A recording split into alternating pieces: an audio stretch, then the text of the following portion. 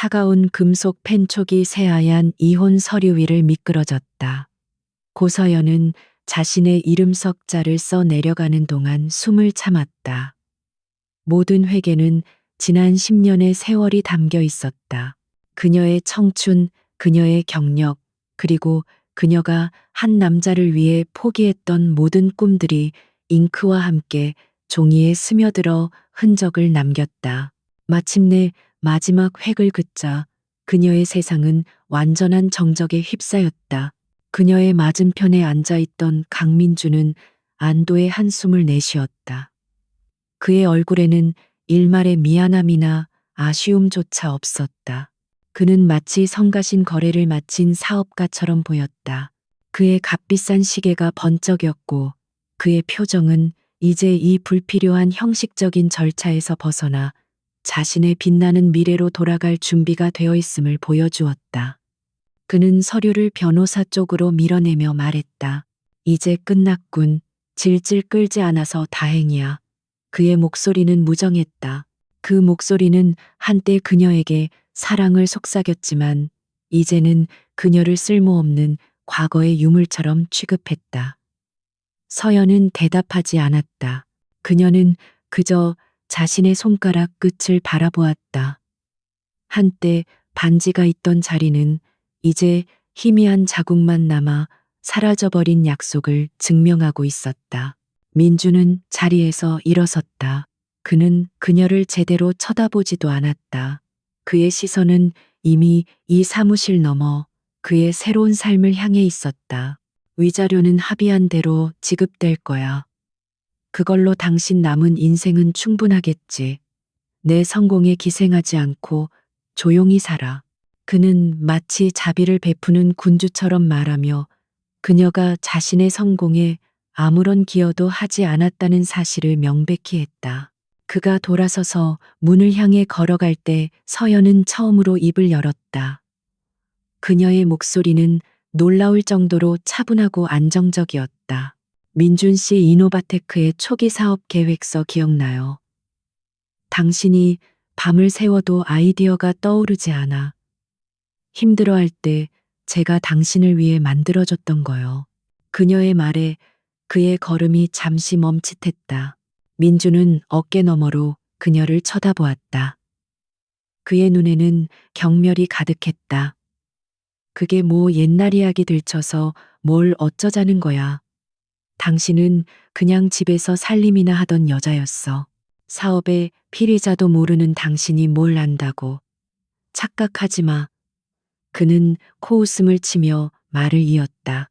이제 와서 내 성공에 숟가락 얹으려는 속셈이라면 꿈 깨는 게 좋을 거야. 그 말을 끝으로 그는 미련 없이 사무실을 나갔다. 문이 닫히는 소리가 서연의 텅 빈 세상의 마지막 마침표를 찍었다. 그녀는 한동안 그가 사라진 문을 응시했다. 눈물은 나지 않았다. 대신 그녀의 가슴 깊은 곳에서 차가운 불꽃이 조용히 타오르기 시작했다.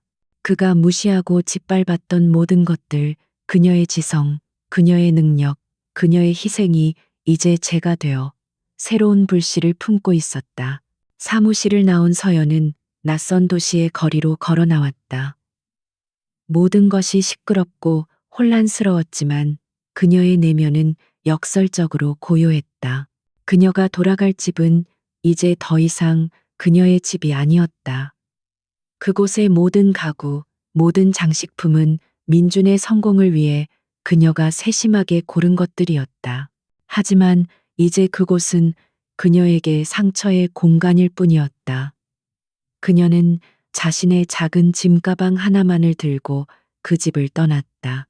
며칠 후 언론은 강민준의 재혼 소식으로 떠들썩했다. 상대는 소셜미디어에서 수십만 명의 팔로워를 거느린 인플루언서 한유라였다. 그녀의 화려한 미모와 사치스러운 생활은 이노바테크의 성공적인 CEO 강민준과 완벽한 한 쌍처럼 보였다. 신문과 방송은 그들의 동화 같은 러브 스토리를 앞다투어 보도했고 민준이 얼마나 전철을 빨리 잊고 새로운 행복을 찾았는지에 대해 이야기했다. 서연은 작은 오피스텔의 차가운 방 안에서 그들의 결혼식 사진을 보았다. 민주는 세상을 다 가진 듯 행복하게 웃고 있었고, 유라는 값비싼 다이아몬드처럼 빛나고 있었다. 사람들은 그들을 찬양했다. 그 누구도 민준의 성공 뒤에 가려진 서연의 그림자에 대해서는 언급하지 않았다. 그녀는 마치 처음부터 존재하지 않았던 사람처럼 완벽하게 잊혀졌다. 그때 그녀의 휴대폰이 울렸다. 시어머니였던 여자, 이제는 남이 된 사람이었다. 그녀는 전화를 받았다. 수화기 너머로 날카롭고 경멸적인 목소리가 들려왔다. 네가 감히 내 아들 앞길을 막을 뻔했어. 진작에 헤어졌어야 했는데. 유라처럼 예쁘고 능력 있는 아이가 내 며느리라니. 이제야 우리 집안이 제대로 굴러가는 것 같구나. 너 같은 건 우리 민준이에게 어울리지 않았어. 서연은 아무 말 없이 모든 말을 들었다. 그들의 잔인한 말들은 더 이상 그녀에게 상처를 주지 못했다. 오히려 그 말들은 그녀 내면의 불꽃에 기름을 붓는 역할을 했다. 그녀는 조용히 전화를 끊고 창밖을 내다보았다. 도시의 불빛들이 별처럼 반짝였다. 저 수많은 불빛 중 하나가 되기 위해 그녀는 자신의 모든 것을 포기했었다. 하지만 이제 그녀는 자신만의 빛을 되찾을 시간임을 깨달았다. 그녀는 낡은 노트북을 열었다.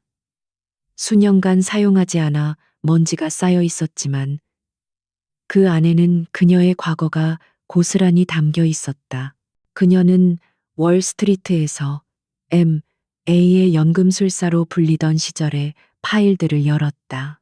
복잡한 재무제표, 날카로운 시장 분석 보고서, 그리고 거대 기업들의 운명을 바꾸었던 인수합병 전략들이 화면에 떠올랐다.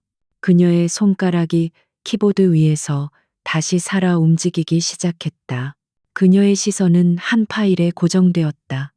프로젝트 이노바테크라고 이름 붙여진 폴더였다.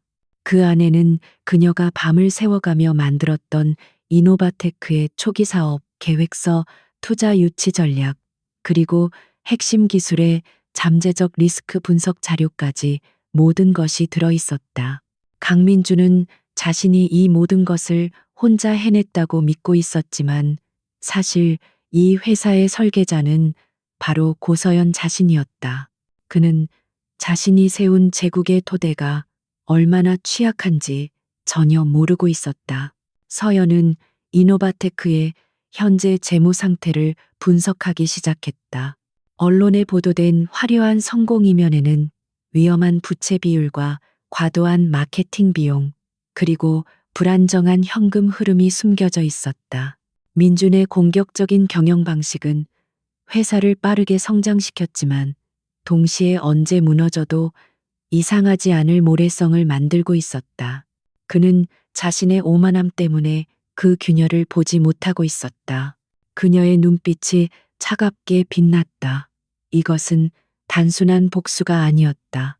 이것은 그녀가 잃어버린 자신의 가치를 되찾는 과정이었다. 강민준과 세상이 그녀에게서 빼앗아간 모든 것을 그녀는 자신의 방식대로 되찾을 것이다. 그는 그녀를 쓸모없는 아내로 여겼지만 이제 그녀는 그의 제국을 무너뜨릴 가장 강력한 적이 될 것이다. 그녀는 조용히 미소 지었다. 그 미소는 슬픔이나 분노가 아닌 차가운 결의로 가득 차 있었다. 서연은 전화기를 들고 오래된 연락처 목록에서 한 이름을 찾아 눌렀다. 신호음이 몇 번 울린 후 익숙하지만 오랜만에 듣는 목소리가 들려왔다. 여보세요. 서연은 창밖의 야경을 바라보며 침착하게 말했다. 그녀의 목소리에는 더 이상 과거의 그림자가 없었다. 선배, 저 서연이에요. 고서연, 오랜만이에요. 네, 저 다시 돌아가려고요. 월스트리트가 아니라 여기 서울에서요. 재미있는 사냥감이 하나 있거든요. 여의도 금융가의 심장부 유리와 강철로 이루어진 마천루가 하늘을 찌를 듯 솟아 있었다. 그 중에서도 가장 높고 위압적인 건물 꼭대기에 퀀텀 리프 캐피탈이라는 이름이 새겨져 있었다. 이곳은 성공에 굶주린 맹수들이 모여드는 정글이자 자본의 흐름을 지배하는 자들의 왕국이었다. 고서연은 10년 만에 다시 이 정글로 돌아왔다. 회장실의 육중한 문이 열리자 한국 사모펀드 업계에 살아있는 전설 최 회장이 그녀를 맞았다. 그는 날카로운 눈으로 서연의 이력서를 훑어보고 있었다. 10년의 공백, 어떤 면접관이라도 가장 먼저 의문을 제기할 부분이었다. 그의 시선이 서연에게로 향했다. 그 눈빛은 그녀의 내면 깊은 곳까지 꿰뚫어 보려는 듯했다. 10년이라 월스트리트의 연금술사가 어쩌다 이렇게 오랫동안 칼을 놓고 있었지. 최 회장의 목소리는 낮고 묵직했다. 그는 단순한 호기심이 아니라 그녀의 가치를 시험하고 있었다. 서연은 긴장하지 않았다. 그녀는 조용히 최 회장의 눈을 마주보며 대답했다. 결혼이라는 제가 했던 가장 실패한 투자에 시간을 썼습니다. 이제 그 투자를 청산하고 본업으로 돌아왔을 뿐입니다. 그녀의 대답에는 후회나 변명이 없었다. 오직 냉정한 사실과 결의만이 담겨 있었다. 최 회장의 입가에 흥미롭다는 듯 희미한 미소가 번졌다. 그는 이력서를 옆으로 밀어놓았다. 시장은 변했어. 당신이 알던 세상이 아니야. 요즘 젊은 친구들은 빠르고 공격적이지. 당신이 그들을 따라잡을 수 있을까? 그는 다시 한번 그녀를 떠보았다. 서연은 잠시 창밖으로 시선을 돌렸다. 수많은 빌딩들이 끝없이 펼쳐져 있었다. 회장님 시장은 언제나 변합니다. 하지만 본질은 변하지 않죠. 탐욕과 공포 그 사이에서 기회를 찾아내는 것. 저는 그 본질을 꿰뚫어 보는 훈련을 10년 전보다 더 혹독하게 했습니다. 집안에서 말이죠. 그녀의 목소리는 차분했지만 그 안에는 강철 같은 자신감이 배어 있었다. 최 회장은 더 이상 질문하지 않았다. 그는 서연의 눈에서 과거 월스트리트를 뒤흔들었던 그 예리한 빛을 보았다. 세월은 그녀에게서 화려함을 앗아갔을지 몰라도 대신 더 깊고 날카로운 통찰력을 선물했다. 그는 자리에서 일어나 손을 내밀었다. 환영하오, 고서연 이사. 당신의 칼이 얼마나 날카로운지 한번 증명해 보이시오. 서연의 첫 출근날 사무실의 공기는 보이지 않는 경계심으로 가득했다. 대부분이 젊고 야심 넘치는 남자들인 팀원들은 그녀를 대놓고 무시하지는 않았지만 그들의 눈빛과 태도에는 의구심이 서려 있었다. 그들에게 서연은 그저 운 좋게 회장의 눈에 들어 낙하산으로 내려온 경단녀일 뿐이었다. 특히 팀의 에이스로 불리는 박진우 차장은 노골적으로 그녀를 견제했다. 팀회의 시간 박 차장은 현재 진행 중인 프로젝트들을 브리핑하며 의도적으로 어려운 전문 용어들을 섞었었다. 그는 서연이 시장의 흐름을 따라오지 못할 것이라고 확신했다. 그러나 서연은 아무 말 없이 그의 발표를 듣고 있을 뿐이었다. 그녀의 침묵을 무능함의 증거라고 확신한 박 차장은 발표를 마치며 덧붙였다. 물론 고 이사님께서는 아직 업무 파악이 안 되셨을 테니 이해하기 어려우실 수도 있겠습니다. 그때 서연이 처음으로 입을 열었다. 박 차장님 지금 추진 중인 성진 하이텍 인수건 말입니다. 부채 비율이 너무 높고 핵심 기술의 가치 평가가 과대 포장된 것 같군요. 3분기 현금 흐름 보고서의 17페이지를 보면 RD 투자 비용이 실제로는 마케팅 비용으로 전용된 흔적이 보입니다. 이건 분식 회계의 가능성이 있어요. 그녀의 지적은 날카롭고 정확했다. 회의실의 모든 시선이 그녀에게로 쏠렸다. 박 차장의 얼굴은 붉게 달아올랐다. 그녀가 단 몇 시간 만에 수백 페이지에 달하는 자료의 핵심을 꿰뚫어 보았다는 사실을 믿을 수 없었다. 그 순간 최 회장이 회의실로 들어왔다. 그는 만족스러운 표정으로 서연에게 말했다. 고 이사, 마침 잘 됐군. 모두가 포기한 건이 하나 있는데 당신에게 맡겨보려고 하오. 그가 서연에게 건넨 것은 세종바이오라는 회사의 파일이었다. 세종바이오는 한때 유망한 신약 개발 회사였지만 임상 3상 실패 이후 주가가 폭락하고 파산 위기에 몰려 있었다. 복잡한 채권단 관계와 경영진의 내부 분쟁으로 인해 업계의 누구도 감히 손대지 못하는 뜨거운 감자였다. 이것은 서연을 위한 시험대였다. 한편 같은 시각 강민주는 화려한 레스토랑에서 한유라와 저녁 식사를 하고 있었다. 유라는 새로운 다이아몬드 목걸이를 자랑하며 민준의 팔에 매달렸다. 자기 이노바테크가 곧 업계 1위가 될 텐데 우리도 그에 걸맞은 집으로 이사 가야 하지 않을까.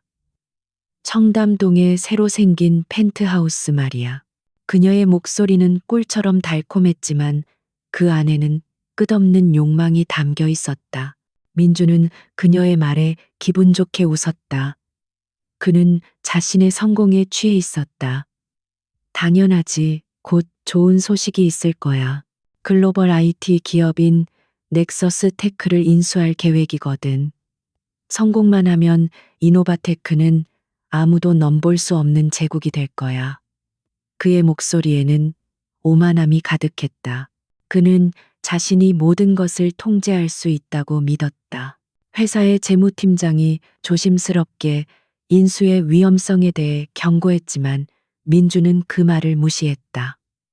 위험 없이는 성공도 없어.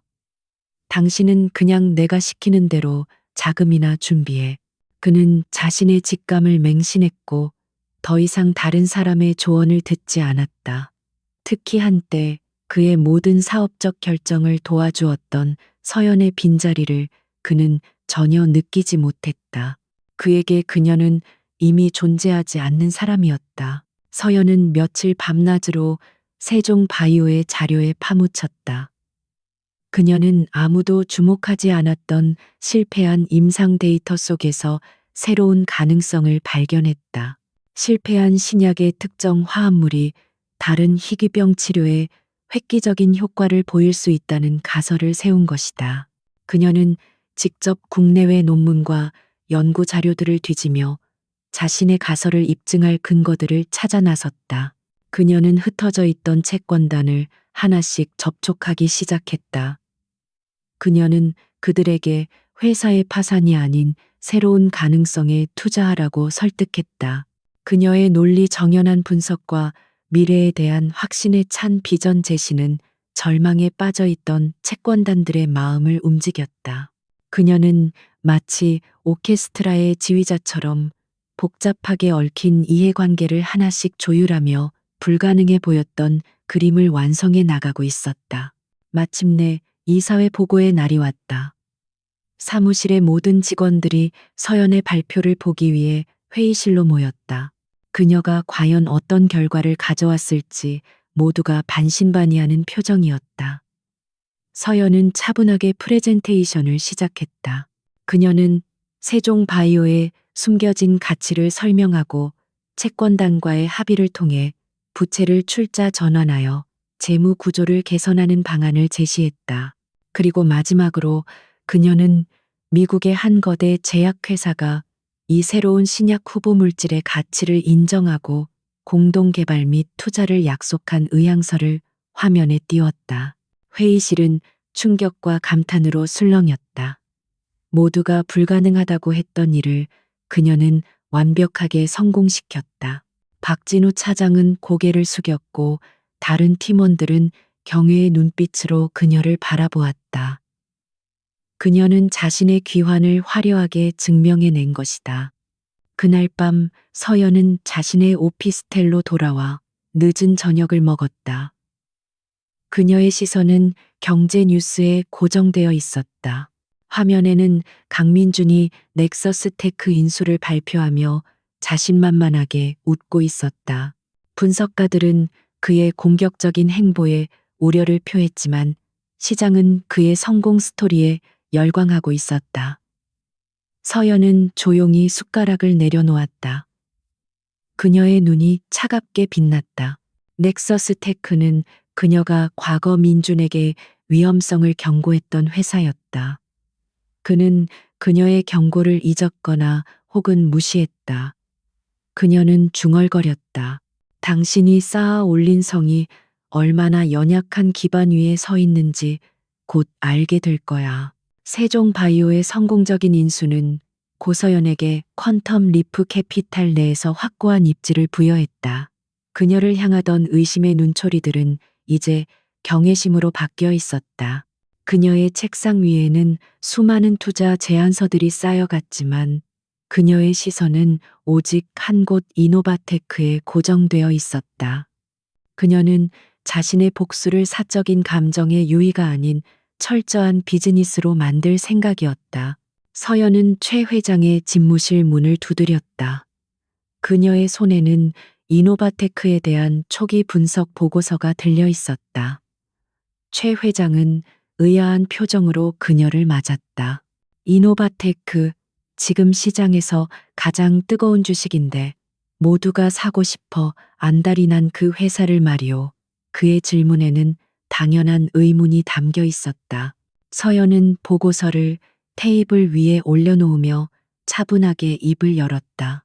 회장님 모두가 금광이라고 달려들 때 그 아래 집안이 얼마나 단단한지 확인하는 사람이 진짜 투자자입니다. 이노바테크는 겉보기에는 화려하지만 그 성장은 부채라는 모래 위에 지어진 성과 같습니다. 그녀는 보고서를 펼쳐 보였다.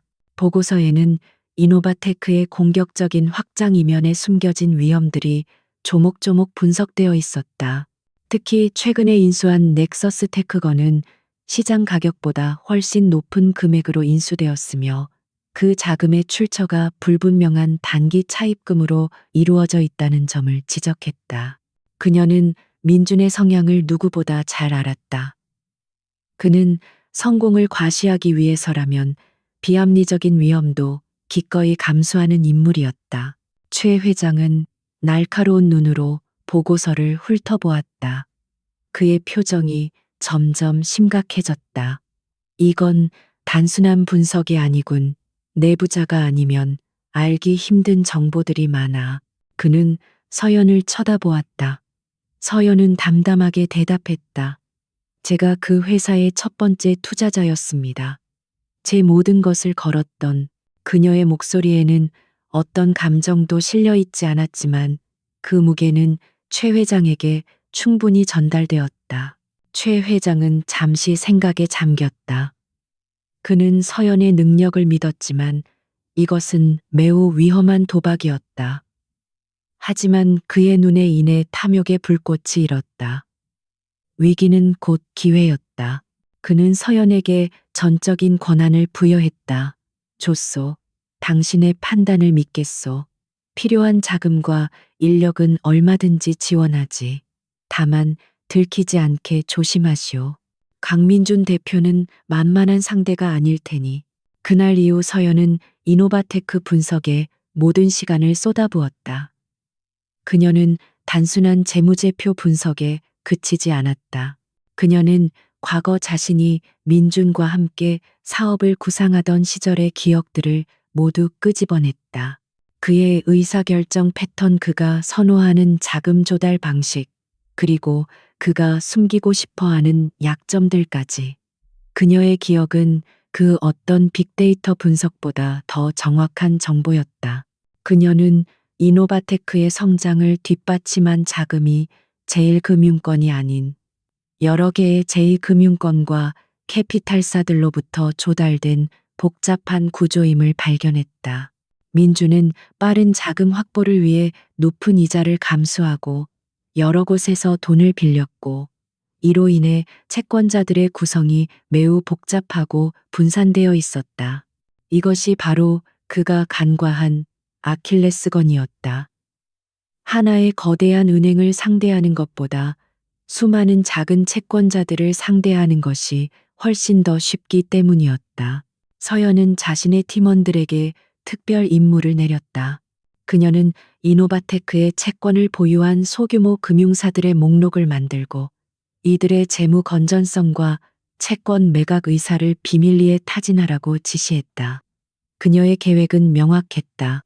이노바테크의 채권을 조용히 사들여 아무도 모르는 사이에 회사의 운명을 좌우할 수 있는 보이지 않는 손이 되는 것이었다.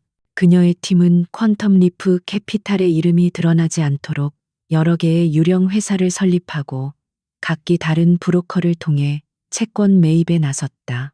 작업은 극도의 보안 속에서 이루어졌다.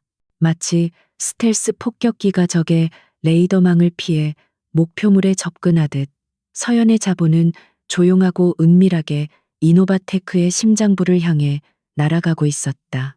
그 무렵 강민주는 인생의 절정에 있었다. 넥서스 테크 인수는 그에게 시대를 앞서가는 혁신가라는 칭호를 안겨주었다. 그의 사무실에는 축하난이 숲을 이루었고 그의 휴대폰은 유력 정치인과 재계 총수들의 축하 전화로 쉴 새 없이 울렸다. 그는 자신이 세상의 중심에 서 있다고 느꼈다. 한유라는 그의 성공을 더욱 부추겼다.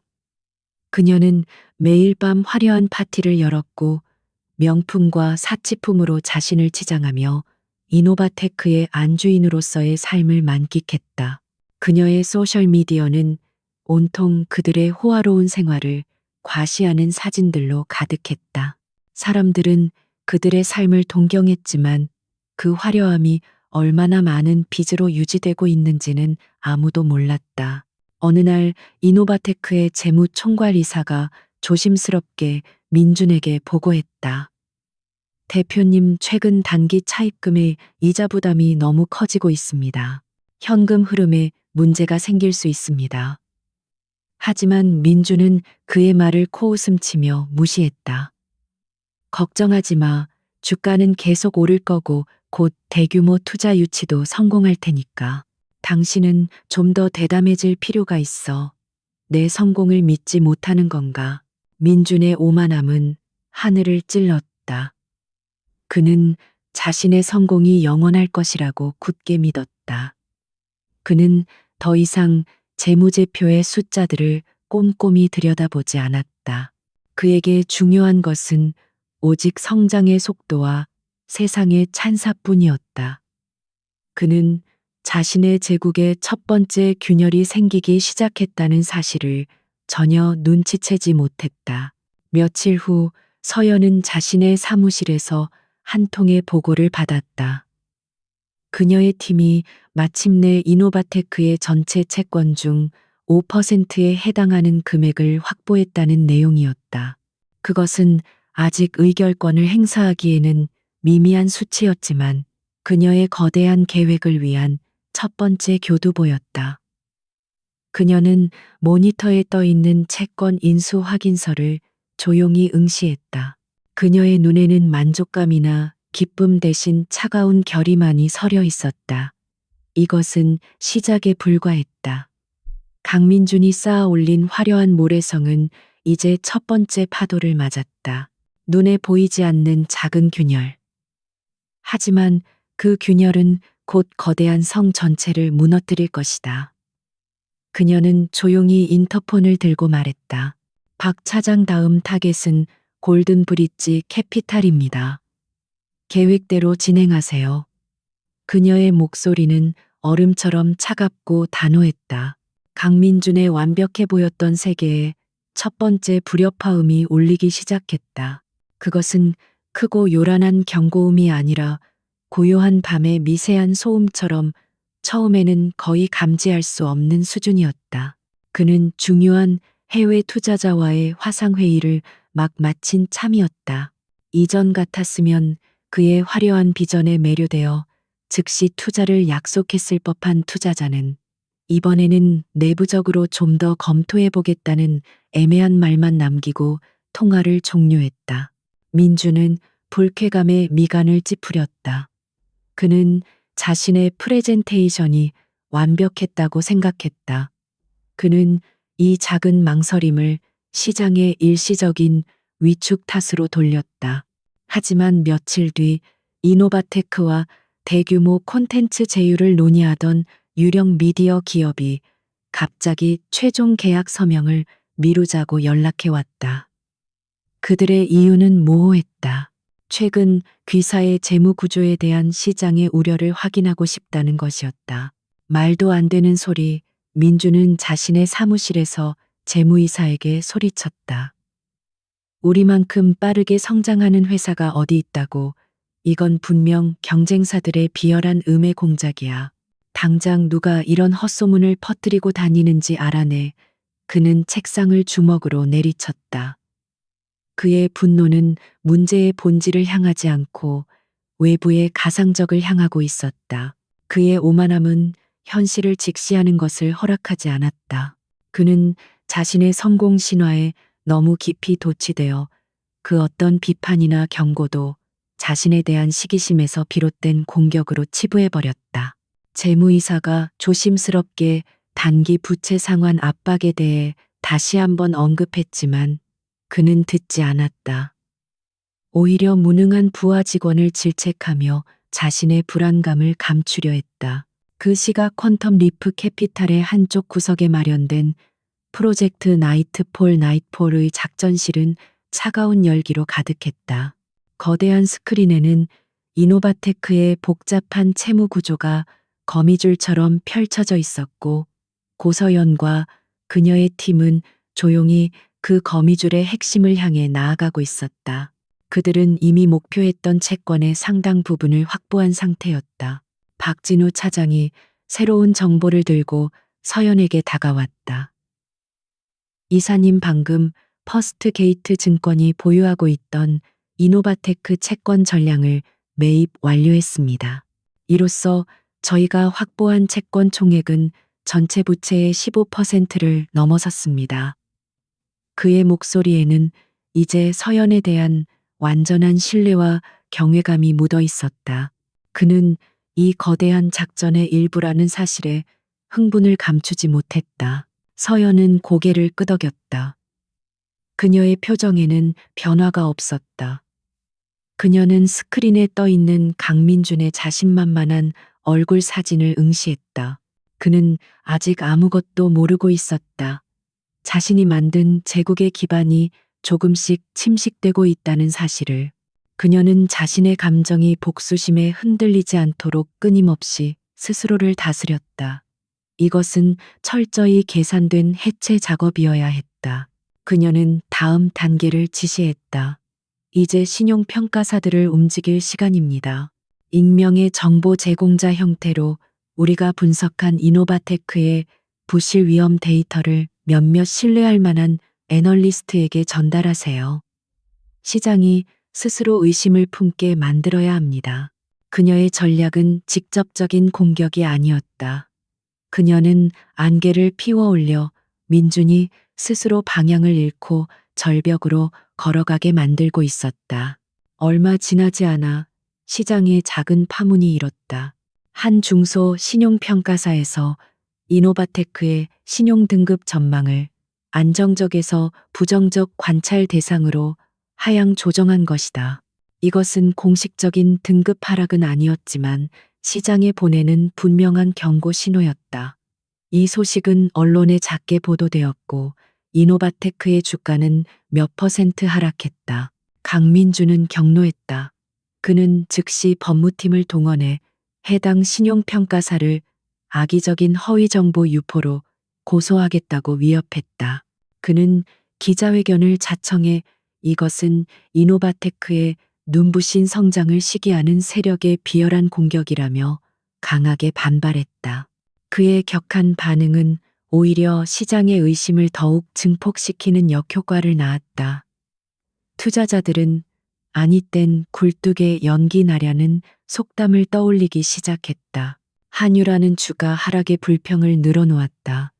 자기 주식이 떨어져서 내가 사려던 한정판 백을 못 사게 생겼잖아. 어떻게 좀 해봐.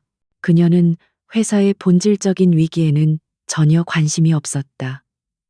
오직 자신의 사치스러운 생활에 미칠 영향만을 걱정할 뿐이었다. 민주는 그녀를 안심시키며 호언장담했다. 걱정 마, 유라야.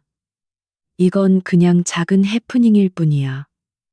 내가 곧 모든 것을 바로잡고 주가를 2배로 올려줄게. 하지만 상황은 그의 뜻대로 흘러가지 않았다. 은행들은 대출 연장을 꺼리기 시작했고 새로운 투자자들은 관망세로 돌아섰다. 그는 처음으로 자금 압박이라는 현실적인 문제에 직면했다. 그는 여전히 이 모든 문제들이 외부의 적 때문에 발생한 것이라고 믿었지만 마음 한구석에서는 설명할 수 없는 불안감이 싹트기 시작했다. 마치 사방이 보이지 않는 벽으로 둘러싸이는 듯한 답답함이었다. 그는 자신이 보이지 않는 누군가에 의해 거대한 체스판 위의 말처럼 움직여지고 있다는 느낌을 떨칠 수 없었다. 밤늦게 혼자 사무실에 남은 민주는 착잡한 심정으로 와인을 마셨다. 그는 창밖의 도시 야경을 내려다보았다. 저 반짝이는 불빛들은 모두 그의 성공에 대한 찬사처럼 보였었다. 하지만 이제 그것들은 마치 자신을 비웃는 눈동자들처럼 느껴졌다. 그는 문득 고서연을 떠올렸다. 그녀라면 이런 상황에서 어떤 조언을 해주었을까? 아니, 그녀가 있었다면 애초에 이런 상황에 빠지지도 않았을 것이다. 그는 자신의 어리석은 생각을 떨쳐내려는 듯 고개를 흔들었다. 그녀는 그저 과거일 뿐이었다. 그의 성공과는 아무런 상관이 없는, 그는 자신의 성공이 오롯이 자신의 능력 덕분이라고 굳게 믿었다. 그래서 그는 지금의 위기 또한 혼자 힘으로 극복할 수 있다고 확신했다. 그는 알지 못했다.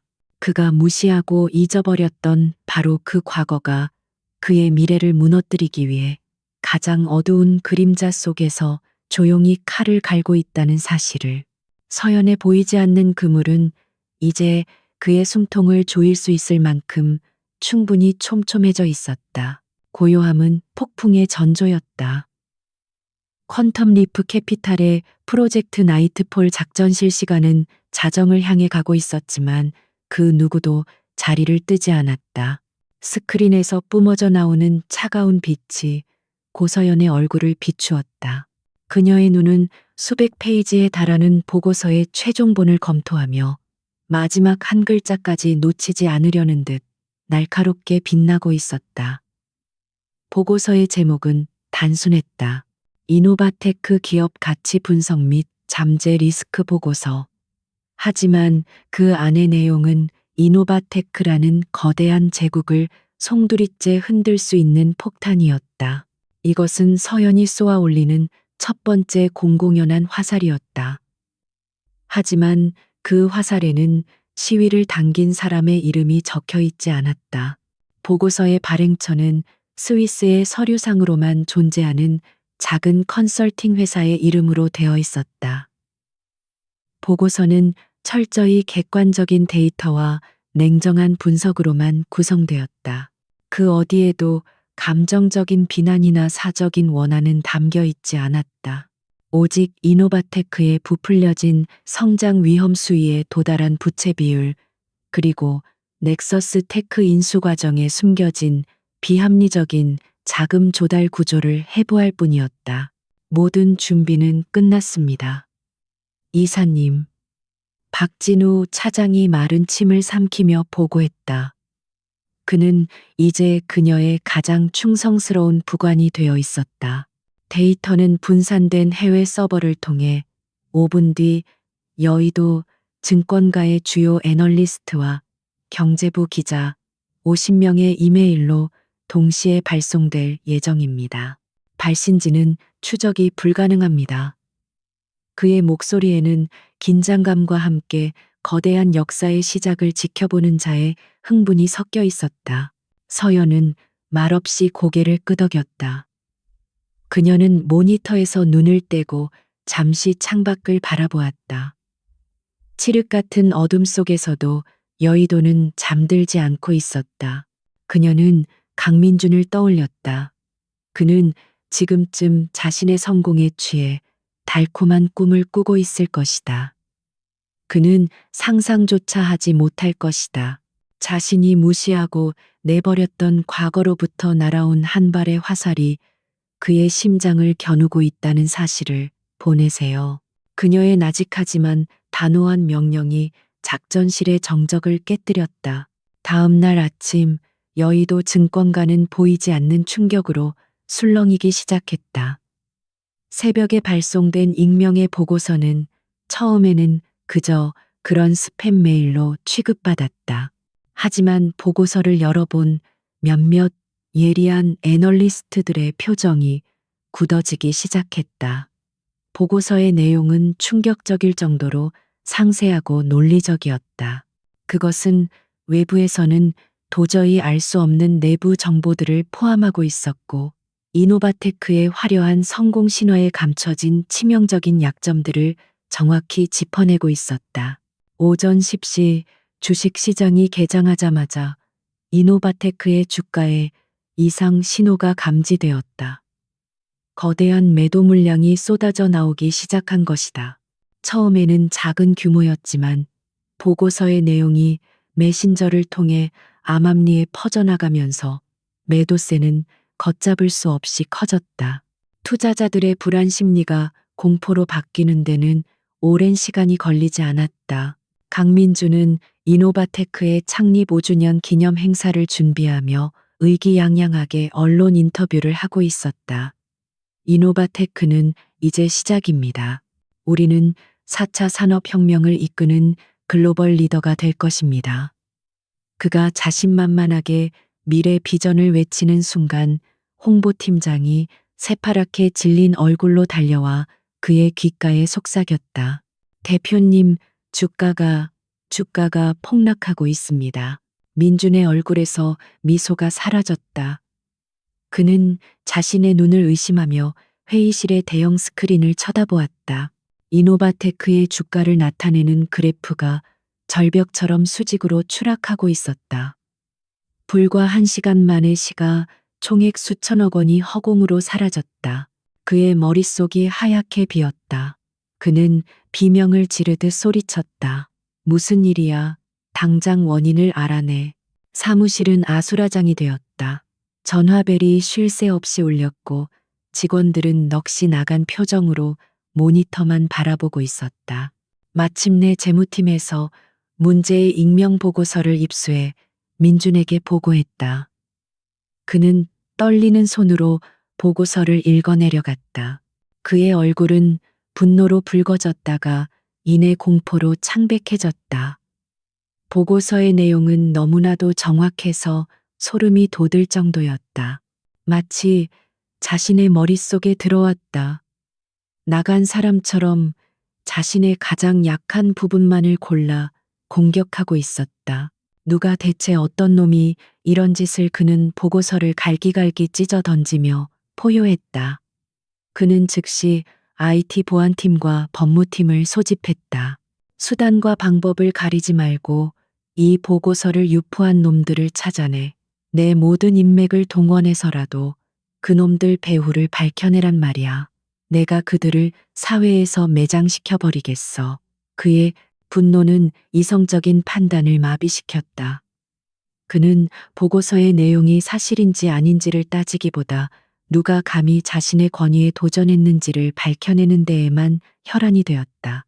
하지만 서연이 설계한 방어벽은 완벽했다. 이노바테크의 유능한 전문가들도 보고서의 출처를 추적하는 데 실패했다. 모든 디지털 발자국은 여러 나라의 서버를 거치며 깨끗하게 지워져 있었다. 마치 유령이 저지른 범죄와도 같았다. 민주는 보이지 않는 적과 싸우는 복서처럼 허공에 주먹을 날리며 점점 더 지쳐갔다. 그날 밤 한유라는 쇼핑백을 잔뜩 들고 집으로 돌아왔다.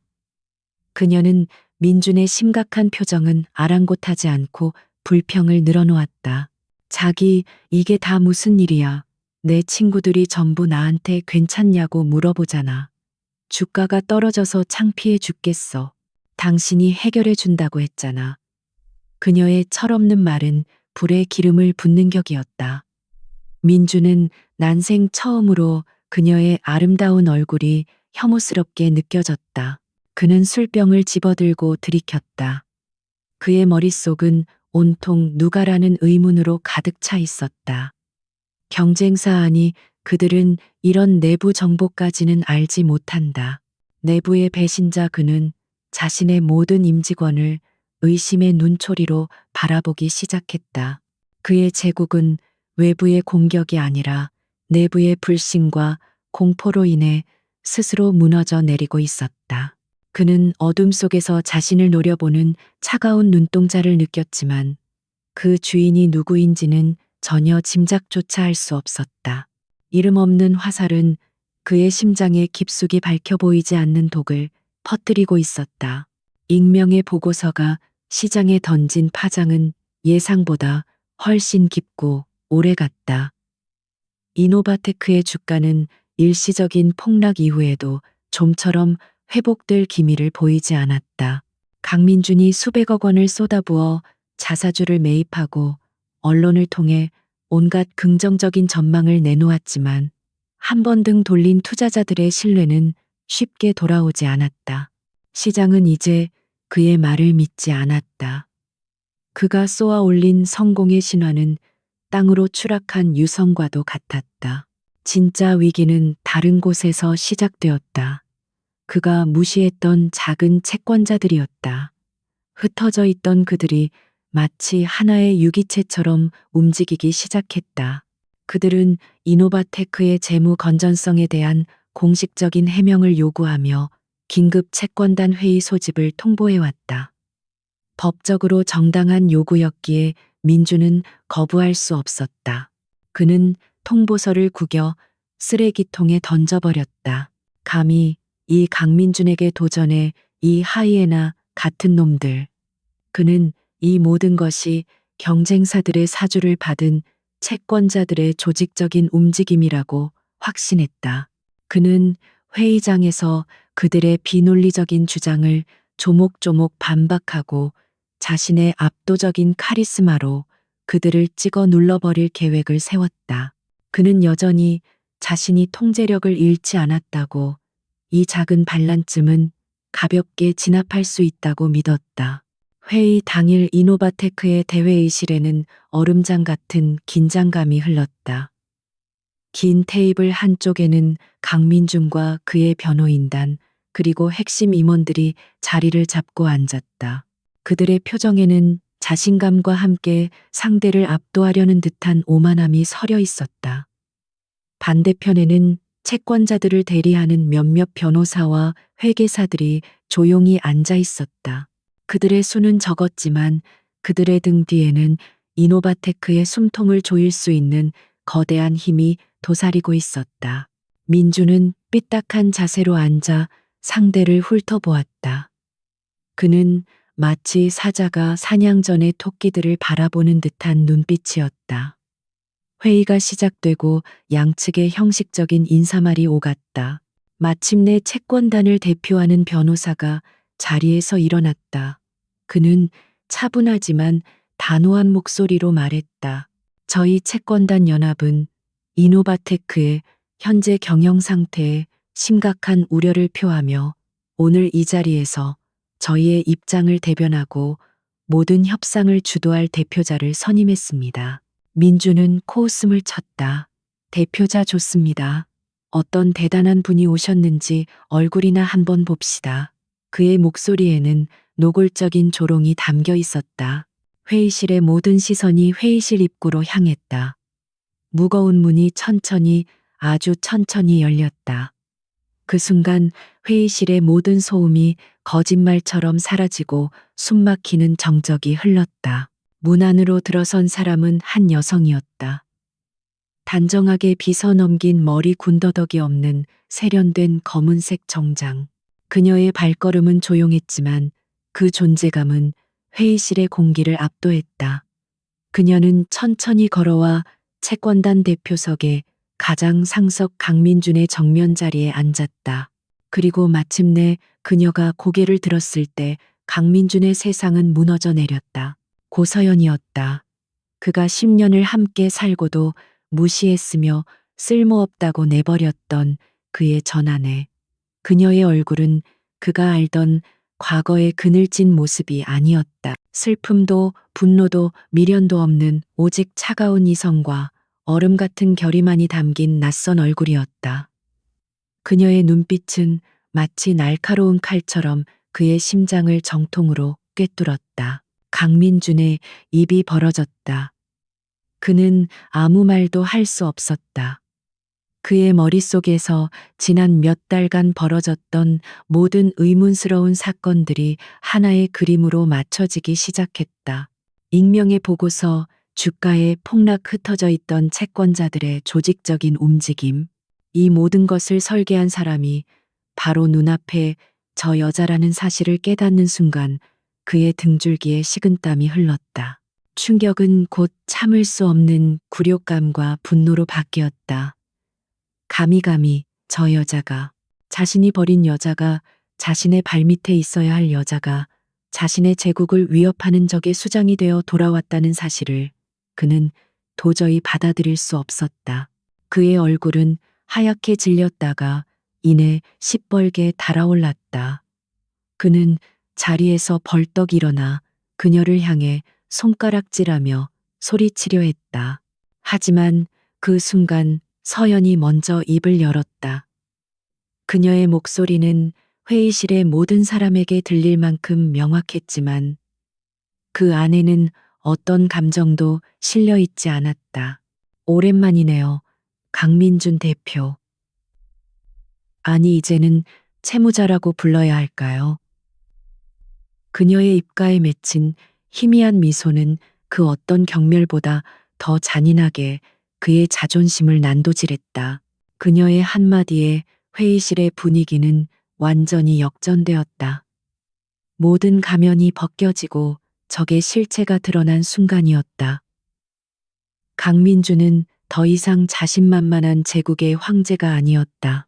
그는 자신이 얕보았던 사냥감에게 목덜미를 물린 당황한 포식자일 뿐이었다. 그는 그 자리에 얼어붙은 채 자신을 내려다보는 서연의 차가운 눈을 마주 볼 뿐이었다. 그 눈은 말하고 있었다. 이제 게임은 시작되었다고. 회의실의 공기는 유리 조각처럼 날카로워져 강민준의 폐부를 찔렀다.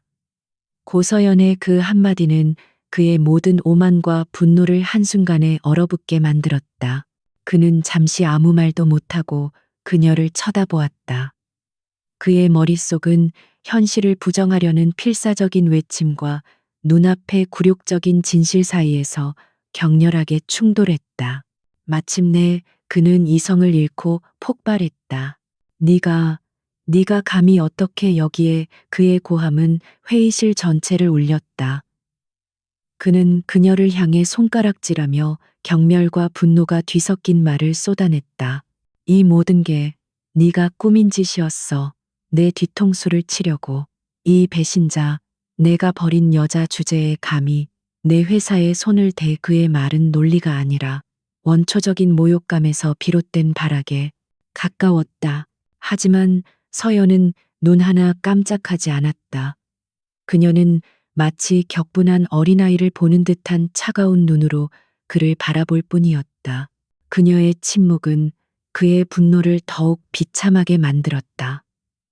그녀는 그의 발악이 끝날 때까지 기다렸다가 옆에 앉은 자신의 변호사에게 조용히 말했다. 회의록에 기록해 주세요. 채무자 강민준 대표가 채권단 대표에게 인신공격성 발언을 하며 회의 진행을 방해하고 있다고. 그녀의 대응은 완벽하게 계산된 것이었다. 그녀는 그의 감정적인 공격에 휘말려들지 않고 이 모든 상황을 철저히 비즈니스의 영역 안에 묶어두었다. 그녀의 그 한마디는 강민준을 전 남편이 아닌 채무자로, 자신을 전 부인이 아닌 채권자 대표로 명확히 규정했다. 그 순간 강민준은 깨달았다. 이곳은 더 이상 그가 왕으로 군림하던 그의 성이 아니었다. 이곳은 그녀가 설계한 차가운 전쟁터였다. 그날 회의는 아무런 소득 없이 끝났다. 하지만 시장에 미친 파장은 엄청났다. 채권단의 대표가 강민준 대표의 전 부인이라는 사실은 순식간에 여의도 전체에 퍼져나갔다. 언론은 자극적인 제목으로 기사를 쏟아냈다. 이혼한 아내의 잔혹한 복수, 이노바테크 오너 리스크 현실화되나. 대중의 시선은 순식간에 한 편의 막장 드라마를 관람하듯 이 사태를 흥미롭게 지켜보기 시작했다. 강민주는 이 기회를 놓치지 않았다. 그는 즉시 언론을 이용해 자신을 사적인 원한에 희생된 비운의 경영자로 포장하기 시작했다. 그는 인터뷰에서 눈물을 글썽이며 말했다. 저는 그녀에게 모든 것을 주었습니다. 하지만 그녀는 만족하지 못하고 이제는 제 인생의 전부인 회사까지 빼앗으려 합니다. 이것은 정당한 경영 활동이 아니라 한 개인의 파괴적인 복수심일 뿐입니다. 그의 전략은 일부 대중에게 통하는 듯했다. 사람들은 유능한 사업가를 파멸로 이끌려는 독한 전 부인의 이야기에 동정표를 던졌다. 이노바테크의 주가는 소폭 반등했고 민주는 잠시 숨을 돌릴 틈을 얻었다. 그는 자신이 여론전에서 승리하고 있다고 착각했다. 그는 서연 역시 이 감성적인 공격에 흔들릴 것이라고 예상했다. 하지만 서연은 그의 예상을 다시 한번 깨뜨렸다. 그녀는 언론에 직접 나서는 대신 퀀텀 리프 캐피탈의 이름으로 냉정한 팩트만을 담은 공식 보도 자료를 배포했다. 자료에는 그녀의 개인적인 이야기는 단 한 줄도 없었다. 오직 이노바테크의 방만한 경영과 도한 부채, 그리고 불투명한 자금 흐름에 대한 날카로운 분석만이 담겨 있었다. 그리고 마지막에는 이렇게 덧붙였다. 본사는 투자자 보호를 위해 채권단의 권리를 합법적으로 행사할 것이며 경영진의 감정적인 호소에 흔들리지 않을 것임을 명백히 밝힙니다. 그녀의 대응은 강민준의 감성팔이 전략을 한순간에 유치한 자기 변명으로 만들어버렸다. 시장과 진짜 투자자들에게 중요한 것은 한 부부의 이혼 사유가 아니라 자신들의 돈이 걸린 회사의 미래였다. 서연은 정확히 그 지점을 파고들었다. 그녀는 이 싸움의 본질이 복수가 아닌 생존의 문제임을 시장에 각인시켰다. 궁지에 몰린 민주는 더욱 비열한 수단을 동원하기 시작했다. 그는 사람을 고용해 서연의 사생활을 캐고 그녀와 퀀텀 리프 캐피탈의 최 회장 사이에 부적절한 관계가 있는 것처럼 악의적인 소문을 퍼뜨렸다.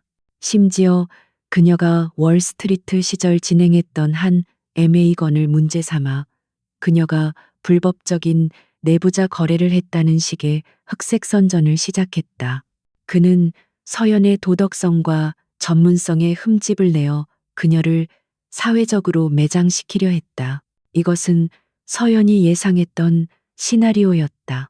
아니, 오히려 그녀가 유도했던 함정이었다.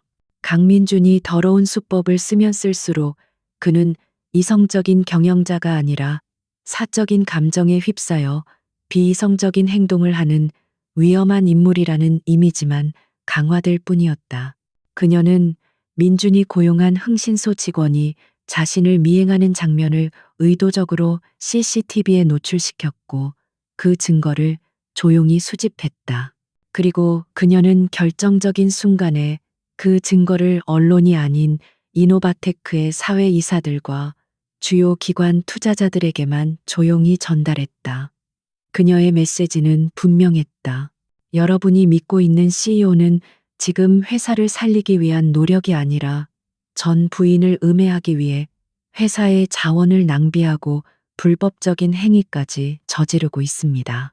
이런 사람에게 회사의 미래를 맡길 수 있겠습니까? 결과는 즉각적이었다. 강민준을 지지하던 이사들 사이에서 동요가 일어나기 시작했다. 그의 리더십에 대한 근본적인 회의감이 싹튼 것이다. 투자자들은 그에게 등을 돌리기 시작했다. 그의 모든 발악은 결국 제 발등을 찍는 도끼가 되어 돌아왔다. 그는 서연을 공격하려 했지만 그의 주먹은 언제나 그녀가 미리 설치해둔 거울에 부딪혀 자기 자신에게 상처를 입혔다. 그는 보이지 않는 적이 아니라 자기 자신의 어리석음과 싸우고 있었다. 전면전은 시작되었고 첫 번째 전투에서 그는 처참하게 패배했다. 이노바테크의 복도는 이제 전쟁터의 참호처럼 변해버렸다. 직원들은 서로의 눈치를 보며 소리 없이 편을 갈랐다. 복도를 지나는 강민준의 발걸음 소리는 더 이상 존경의 대상이 아니라 언제 터질지 모르는 폭탄의 초침 소리처럼 들렸다. 그의 눈은 의심으로 가득 차 모든 직원의 충성심을 저울질하는 듯 번뜩였다. 그는 이제 아무도 믿지 않았다. 내부의 균열은 가장 신뢰받던 핵심 임원 회의에서 폭발했다. 강민주는 재무제표를 테이블 위로 집어던지며 소리쳤다. 이 중에 배신자가 있어 누가 언론과 채권단에 우리 내부 자료를 흘리고 있는 거냐고. 그의 시선은 재무총괄 최 이사에게로 향했다. 그는 처음부터 민준의 무리한 인수를 반대했던 인물이었다. 최 이사 당신이지 처음부터 내 결정에 불만이 많았으니까. 최 이사는 참담한 표정으로 자리에서 일어났다. 그는 이 회사에 자신의 청춘을 바쳤다. 대표님, 저는 회사를 위해 직언을 했을 뿐입니다. 지금 우리에게 필요한 것은 내부의 적을 찾는 것이 아니라 현실을 직시하고 해결책을 찾는 것입니다. 그의 논리적인 반박은 기름에 불을 붙인 격이었다. 민주는 그를 향해 손가락질하며 고함을 질렀다. 닥쳐 내 놈의 그 잘난 체하는 표정이 제일 의심스러워. 당장 내 눈앞에서 사라져. 그날 오후 자신의 사무실로 돌아온 최 이사는 깊은 상실감에 휩싸였다. 그는 창밖으로 보이는 이노바테크의 로고를 오랫동안 바라보았다. 저 로고를 만들기 위해 얼마나 많은 밤을 새웠던가. 하지만 이제 저 회사는 강민준의 독성과 오만함 때문에 침몰 직전의 난파선이 되어버렸다. 그는 더 이상 이 배가 침몰하는 것을 가만히 지켜보고만 있을 수 없었다. 그는 결심했다. 그는 퇴근 후 허름한 공중전화 부스로 들어갔다. 떨리는 손으로 그는 퀀텀 리프 캐피탈의 비상 연락망으로 암호화된 메시지를 보냈다.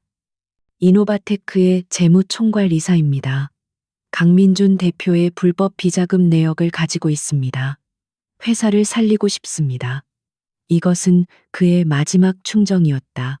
그는 회사를 배신하는 것이 아니라 회사를 망치고 있는 대표를 배신하는 것이라고 스스로를 위로했다. 한편 강민준의 불안과 분노는 그의 가장 사적인 공간인 가정까지 잠식했다. 청담동의 화려한 펜트하우스는 이제 차가운 침묵만이 감도는 얼음 궁전이 되었다. 한유라는 더 이상 그의 성공을 찬양하지 않았다. 그녀의 관심은 오직 자신의 안위에만 쏠려 있었다. 그녀는 민준이 서재에서 밤늦게까지 술을 마시는 동안 조용히 자신의 보석과 명품 가방들을 챙기기 시작했다. 결정적인 사건은 그녀가 백화점 VVIP 라운지에서 카드를 사용했을 때 터졌다. 한도 초과 그녀의 카드가 정지된 것이다. 수치심과 분노에 휩싸인 그녀는 집으로 돌아와 민준에게 악을 썼다. 이게 어떻게 된 일이야? 내 카드가 정지됐어. 당신 이제 끝난 거야. 나를 이딴 식으로 창피하게 만들어. 그녀의 눈에는 더 이상 사랑이 아닌 경멸만이 가득했다. 민주는 술에 취한 눈으로 그녀를 노려보았다. 그는 허탈하게 웃었다. 결국 너도 똑같아. 내 돈이 아니라면 나라는 사람은 아무것도 아니었던 거지. 그는 그녀의 어깨를 거칠게 밀치며 소리쳤다. 내 인생에서 꺼져버려. 그들의 완벽해 보였던 결혼 생활은 산산조각 난유리 파편처럼 바닥에 흩어졌다. 그날 밤 유라는 자신의 마지막 비상 탈출 계획을 실행에 옮겼다. 그녀는 민준이 잠든 사이 그의 서재에 몰래 들어가 금고를 열었다. 그녀는 과거 민준이 술에 취해 자랑 삼아 말했던 비밀 해외 계좌의 서류들을 찾아냈다. 그녀는 모든 서류를 휴대폰으로 찍었다. 이것은 그녀의 이혼 소송을 위한 강력한 무기이자 새로운 인생을 위한 보험이었다. 그녀는 더 이상 침몰하는 배에 함께 탈 생각이 없었다. 같은 시각 퀀텀 리프 캐피탈의 사무실은 늦은 밤까지 불이 꺼지지 않았다. 고서연은 최 이사가 목숨을 걸고 보낸 자료들을 분석하고 있었다. 그것은 강민준이 회사의 자금을 빼돌려 조성한 비자금의 상세한 입출금 내역이었다. 자금의 상당 부분은 한유라의 명품 구매와 사치스러운 생활비로 흘러 들어갔고, 일부는 주가를 조작하고 정치권의 로비를 하는데 사용된 흔적이 역력했다. 이것은 단순한 경영 실패가 아닌 명백한 범죄의 증거였다. 서연은 모니터에 떠 있는 숫자들을 차갑게 응시했다. 그녀의 마음속에 남아있던 일말의 연민조차 사라졌다. 강민주는 회사를 사유화했고 직원들의 피와 땀을 자신의 욕망을 채우는 데 사용했다.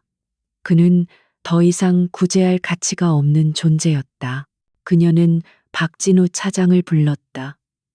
최 이사님께는 안전을 보장해 드린다고 전하세요. 그리고 이 자료를 바탕으로 강민준 대표에 대한 배임 및 횡령 혐의 고발장을 준비해 주세요. 그녀의 목소리는 얼음처럼 차가웠다. 그리고 임시 주주 총회 소집을 위한 마지막 절차를 시작하세요. 이제 이 지긋지긋한 전쟁을 끝낼 시간입니다. 이노바테크 내부의 동맹과 배신자들이 각자의 길을 선택하는 동안 서연은 마지막 심판을 위한 칼을 갈고 있었다. 심판의 날 아침 하늘은 무겁게 내려앉은 낯빛 구름으로 가득했다. 이노바테크 본사 건물 앞에는 수십 명의 기자들이 진을 치고 있었다. 그들의 카메라 렌즈는 마치 먹잇감을 기다리는 독수리의 눈처럼 곧 시작될 임시주주 총회장의 입구를 향해 번뜩였다. 오늘 이곳에서는 한 남자의 제국이 무너지거나 혹은 기적적으로 살아남거나 둘 중 하나의 역사가 쓰일 예정이었다. 강민주는 굳은 표정으로 차에서 내렸다. 그는 밤새 한숨도 자지 못했지만 흐트러진 모습을 보이지 않기 위해 평소보다 더 완벽하게 자신을 치장했다. 그의 걸음걸이는 여전히 오만했지만 그의 눈동자 깊은 곳에서는 숨길 수 없는 불안감이 미세하게 흔들리고 있었다. 쏟아지는 플래시 세례를 받으며 건물로 들어서는 그의 모습은 마치 단두대로 향하는 몰락한 왕처럼 보였다. 잠시 후 고서연이 도착했다. 그녀는 화려하지 않은 차에서 조용히 내렸다. 그녀의 등장은 강민준처럼 극적이지 않았지만 그녀를 둘러싼 공기는 이상할 정도로 고요하고 묵직했다. 그녀는 기자들의 질문에 일절 대답하지 않고 오직 정면만을 응시한 채 건물 안으로 들어섰다. 그녀의 차가운 침묵은 그 어떤 웅변보다 더 강력한 메시지를 담고 있었다. 전쟁의 승패는 이미 결정되었다는 듯한 확신이었다. 주주 총회장은 폭풍 전야의 바다처럼 위태로운 정적에 휩싸여 있었다. 강민준을 지지하는 일부 주주들과 그의 편에 선 이사들은 노골적으로 적대적인 눈빛으로 채권단 측을 쏘아보았다. 하지만 채권단과 그들에게 동조하는 기관 투자자들의 수는 이미 과반을 훌쩍 넘어 보였다. 그들은 마치 잘 훈련된 군대처럼 조용히 자리를 지키고 앉아 그들의 지휘관인 고서연의 입만 바라보고 있었다. 의장이 개회를 선언하고 첫 번째 안건이 상정되었다. 대표이사 강민준 해임의 건. 강민준 측 변호인은 즉각 의사 진행 발언을 신청하며 절차상의 문제를 제기했다. 그들은 이 모든 것이 사적인 원한에 기반한 부당한 경영권 찬탈 시도라고 주장하며 회의를 지연시키고 본질을 흐리려는 작전을 펼쳤다. 장내는 순식간에 고성과 비난이 오가는 난장판으로 변했다. 그때 서연이 처음으로 자리에서 일어났다. 그녀는 마이크를 잡지 않았다. 하지만 그녀가 일어서는 것만으로도 장내의 모든 소음이 기적처럼 잦아들었다. 그녀는 의장을 향해 그리고 모든 주주를 향해 차분하고 명료한 목소리로 말했다. 주주, 여러분, 우리는 지금 감정 싸움을 하기 위해 이 자리에 모인 것이 아닙니다. 회사에 존망이 걸린 문제를 논의하기 위해 모였습니다. 그녀는 연단으로 걸어 나갔다. 그녀의 손에는 두꺼운 파일 하나가 들려 있었다.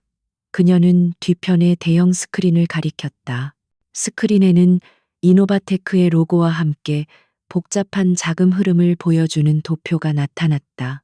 지금부터 여러분께서는 강민준 대표가 어떻게 여러분의 소중한 투자금을 자신의 사금고처럼 사용했는지 그 구체적인 증거를 보시게 될 것입니다. 그녀는 마치 유능한 외과 의사가 환부를 도려내듯 강민준이 저지른 배임과 횡령의 증거들을 하나씩 스크린에 띄웠다. 최 이사가 넘긴 비자금 장부 유령 회사를 통해 빼돌려진 자금의 흐름, 그리고 그 돈이 한유라의 명품 구매 내역과 일치하는 신용카드 전표까지. 모든 증거는 날짜와 시간이 정확히 기록되어 있었고 그 어떤 변명도 허용하지 않을 만큼 명백했다. 강민준의 얼굴은 하얗게 질려갔다. 그는 자리에서 벌떡 일어나 소리쳤다. 거짓말, 저건 모두 조작된 거야. 저 여자가 나를 모함하기 위해 꾸며낸 음모라고. 그의 목소리는 절박했지만 그의 편을 들어주는 사람은 아무도 없었다. 주주들은 충격과 분노에 휩싸여 스크린에 떠 있는 증거들과 강민준의 얼굴을 번갈아 쳐다볼 뿐이었다. 서연은 그의 발악에 흔들리지 않고 마지막 결정타를 날렸다. 강민준 대표가 이 증거가 조작이라고 주장하니 또 다른 증언을 들어보겠습니다. 그녀가 신호를 보내자 회의장 뒷문이 열리고 한유라의 변호사가 들어왔다. 그는 의장에게 서류 뭉치를 제출하며 말했다. 이것은 제 의뢰인 한유라 씨가 강민준 씨를 상대로 제기한 이혼 소송의 증거 자료입니다. 강민준 씨가 해외 비밀 계좌에 은닉한 재산 내역이 담겨 있습니다. 변호사가 제출한 자료가 스크린에 떠오르자 장내는 경악으로 술렁였다. 그 자료는 서연이 제시한 비자금의 흐름과 정확히 일치했다. 가장 가까운 곳에서 그가 가장 사랑한다고 믿었던 사람에게서 날아온 확인 사살이었다. 강민준은 그 자리에 주저앉았다. 그의 눈에는 더 이상 분노가 아닌 모든 것을 잃어버린 자의 공허한 절망만이 남아 있었다. 의장은 떨리는 목소리로 대표이사 해임안에 대한 전자투표를 시작했다. 주주들의 표결 결과가 스크린에 실시간으로 집계되기 시작했다. 찬성을 나타내는 파란색 막대가 압도적인 속도로 올라갔다. 그것은 강민준의 제국에 내려진 사형 선고였다. 마침내 투표가 종료되고 92.7%라는 압도적인 찬성률이 화면에 확정되었다. 의장의 해임 선고가 회의장에 울려 퍼지는 순간 밖에서 기다리던 기자들이 본물처럼 회의장 안으로 밀려 들어왔다. 수십 개의 카메라 플래시가 넋이 나간 채 앉아 있는 강민준의 얼굴을 향해 무자비하게 터져 나왔다. 그가 평생을 바쳐 쌓아 올린 모든 것이, 그의 명예, 그의 부, 그의 자존심이 단 몇 분 만에 산산조각 나 먼지처럼 흩어지는 순간이었다.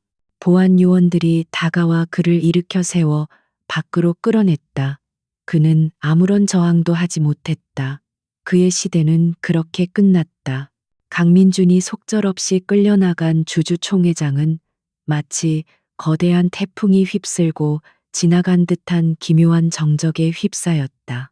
그의 마지막 발악과도 같았던 고함 소리는 공허한 메아리가 되어 사라졌고 남은 것은 충격과 혼란에 빠진 주주들의 망연한 얼굴뿐이었다. 그 순간 다시 한번 연단에 선 것은 고서연이었다. 그녀의 존재감은 방금 전의 혼란을 잠재우는 강력한 구심점 역할을 했다. 그녀는 주주들을 향해 깊이 고개를 숙였다. 오늘 이 자리에 함께 해주신 주주 여러분께 진심으로 감사드립니다. 그리고 이노바테크의 직원 여러분께도 말씀드립니다. 오늘의 결정은 파괴가 아닌 새로운 시작을 위한 불가피한 선택이었습니다. 그녀의 목소리는 차분했지만 그 안에는 흔들림 없는 힘이 담겨 있었다. 그녀는 이어서 말했다. 이노바테크는 지난 몇 년간 잘못된 리더십 아래 길을 잃었지만 회사가 가진 기술력과 직원 여러분의 헌신이라는 본질적인 가치는 결코 훼손되지 않았습니다. 채권단은 회사의 일방적인 해체가 아닌 조속한 경영 정상화를 통해 주주와 직원 모두의 가치를 지키는 것을 최우선 목표로 삼을 것입니다. 그녀의 연설은 짧고 간결했지만 미래에 대한 명확한 비전을 제시하며 불안에 떨던 사람들의 마음을 진정시켰다. 그날 이후 고서연은 이노바테크의 임시 경영 정상화위원회의 위원장을 맡아 수습 작업을 진두지휘했다. 그녀는 자신의 사무실을 퀀텀 리프 캐피탈이 아닌 한때 강민준이 차지했던 이노바테크의 CEO실로 옮겼다. 하지만 그녀는 그가 앉았던 화려한 의자에는 단 한 번도 앉지 않았다. 대신 그녀는 회의용 테이블에 자신의 자리를 만들고 밤낮을 가리지 않고 실무진들과 머리를 맞대고 일했다. 그녀의 첫 번째 조치는 강민준에 의해 억울하게 해고되었던 최 이사를 비롯한 유능한 인재들을 다시 불러 모으는 것이었다. 그녀는 그들에게 전적인 신뢰와 권한을 부여하며 무너진 내부 시스템을 재건하도록 했다. 직원들은 처음에는 그녀를 두려움과 경계의 눈으로 바라보았지만 사적인 감정 없이 오직 회사의 미래만을 위해 헌신하는 그녀의 모습에 점차 마음을 열기 시작했다. 몇 달 후 이노바테크는 새로운 전문 경영인 CEO를 영입했다. 서연은 자신이 그 자리를 차지할 것이라는 모두의 예상을 깨고 업계에서 가장 신망받는 인물을 삼고 초려하여 데려왔다. 그녀는 CEO 취임식에서 조용히 뒷자리에 앉아 박수를 보냈다. 그녀의 목표는 회사를 소유하는 것이 아니었다. 그녀는 그저 자신이 설계했던 회사가 올바른 길로 다시 나아가는 것을 보고 싶었을 뿐이었다. 강민준의 시대는 완벽하게 끝났다. 그는 횡령과 배임주가 조작 혐의로 구속되어 기나긴 법정 싸움을 시작했다. 그가 자랑하던 모든 인맥은 등을 돌렸고 언론은 더 이상 그의 이야기에 관심을 갖지 않았다. 한유라는 이혼 소송을 통해 그의 비밀 재산 일부를 챙기는 데 성공했지만 그녀가 그토록 원했던 상류층의 지위와 명성은 신기루처럼 사라졌다. 그녀는 이제 배신한 CEO의 사치스러운 전처라는 꼬리표를 단 채 사람들의 기억 속에서 잊혀갔다. 시간이 흘러 모든 것이 제자리를 찾았을 때 서연은 마침내 이노바테크를 떠나 여의도의 퀀텀 리프 캐피탈로 돌아왔다. 그녀는 이제 누군가의 전처가 아닌 월스트리트의 전설을 넘어 한국 금융계를 움직이는 거물 고서연 부회장으로 불리고 있었다. 그녀의 사무실 창문 너머로 저 멀리 이노바테크의 사옥이 보였다. 이제 그 건물은 그녀에게 아픈 과거의 상징이 아니었다. 그것은 그녀가 자신의 힘으로 과거의 상처를 치유하고 새로운 미래를 만들어냈다는 증거였다. 어느 늦은 저녁 그녀는 홀로 사무실에 남아 도시의 야경을 내려다보고 있었다. 수많은 불빛들이 별처럼 반짝였다. 그녀는 더 이상 그 불빛 아래에서 길을 잃은 그림자가 아니었다. 그녀 자신이 바로 저 빛들 중 하나 아니 그 누구보다도 강하고 밝게 빛나는 하나의 별이 되어 있었다. 그녀의 복수는 파괴로 끝나지 않았다. 그것은 상처 입은 모든 것을 제자리로 돌려놓는 치유의 과정이었고 잃어버렸던 자기 자신을 되찾는 위대한 여정이었다. 그녀는 조용히 미소 지었다. 그 미소는 과거를 향한 승리의 미소가 아닌 오롯이 자신만의 힘으로 열어갈 미래를 향한 평온한 기대감이었다. 폭풍은 지나갔고 그녀의 세상에는 고요하고 찬란한 새벽이 밝아오고 있었다.